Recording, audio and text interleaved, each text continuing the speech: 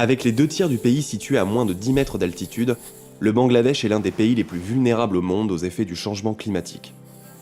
Un pays qui est devenu un cas d'école pour parler des migrations environnementales. Au sud-est du pays, face à l'érosion, la montée des eaux et les cyclones, l'île de Koutoubdia a perdu plus de la moitié de son territoire durant les 50 dernières années.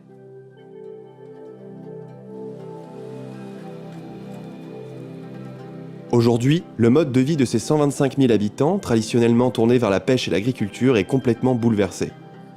Et le climat change trop vite pour leur permettre de s'adapter.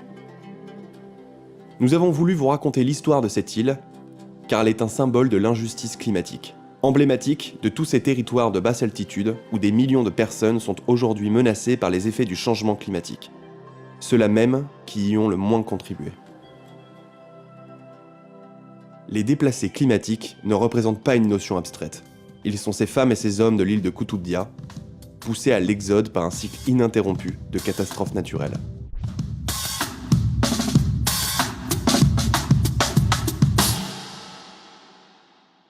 En seulement 50 ans, plus de 40 000 personnes ont quitté l'île, la plupart à moins d'une trentaine de kilomètres, dans la ville de Cox's Bazar.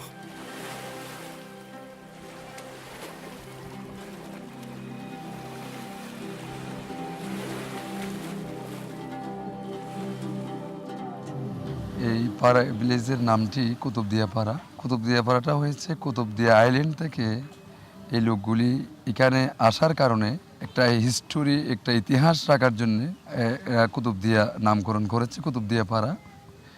Kutubdia আমরা এক সময় খুব ভালো ছিলাম। আমাদের ওখানে আমরা কৃষিকাজ করতাম, আমরা ওখানে মাছ ধরতাম, আমরা সবজি চাষ করতাম। ওখানে আমাদের গৃহপালিত পশু ছিল, পুকুর ছিল, জমি ছিল।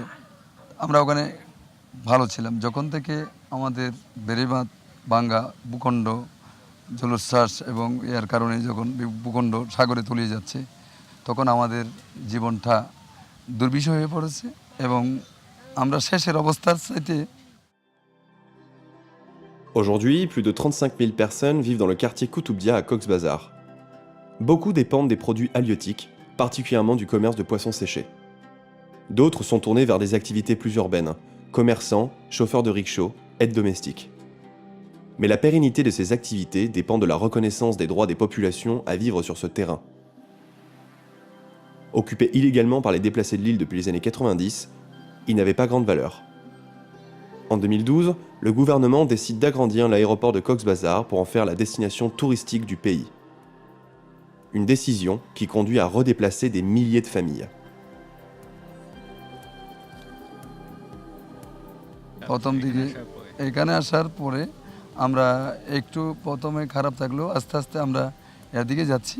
এখনও পর্যন্ত আমাদের এখানকার লোকদের জন্যে আমরা স্থায়ী একটি জায়গা আমাদের নামে রেজিস্ট্রেশন হয়নি, তো যার কারণে আমরা অনিশ্চিত জীবনযাপন করছি এবং আমরা একটু নিশ্চয়তার জন্যে আমরা সরকার এবং এর সাথে আমরা কাজ করে যাচ্ছি। সরকারও চাচ্ছে যেভাবে হোক এদেরকে ক্লাইমেট রিফিউজি হিসেবে যে কোনো জায়গায় যাতে আমরা আমাদের এই জমিটি আমাদের নামে আমরা করতে পারি। ওখানে যদি বেড়িবাঁধ টেকসই বেড়িবাঁধ হয়, পাথরের বেড়িবাঁধ হয়, তাহলে আমার মনে হয় যেই লোকগুলি বিড়াবাড়ি হারিয়ে যেগুলি আসার যে প্রবণতা, এটা রোধ হয়ে যাবে যখন ওখানে উপকূলের সুরক্ষিত বেড়িবাঁধ নির্মিত হবে, সাইক্লোজেটা নির্মিত হবে, তাদের যোগাযোগ ব্যবস্থা উন্নত হবে। সেই বিষয়টি আসলে নজর দেওয়া দরকার। তো না হলে এই দ্বীপ অঞ্চল থেকে উপকূলীয় অঞ্চল থেকে মানুষ আসতেই থাকবে, প্রবলেম সৃষ্টি হবে। এই জন্য Les solutions pour protéger les populations de la montée des eaux existent et en premier lieu la lutte contre le réchauffement climatique.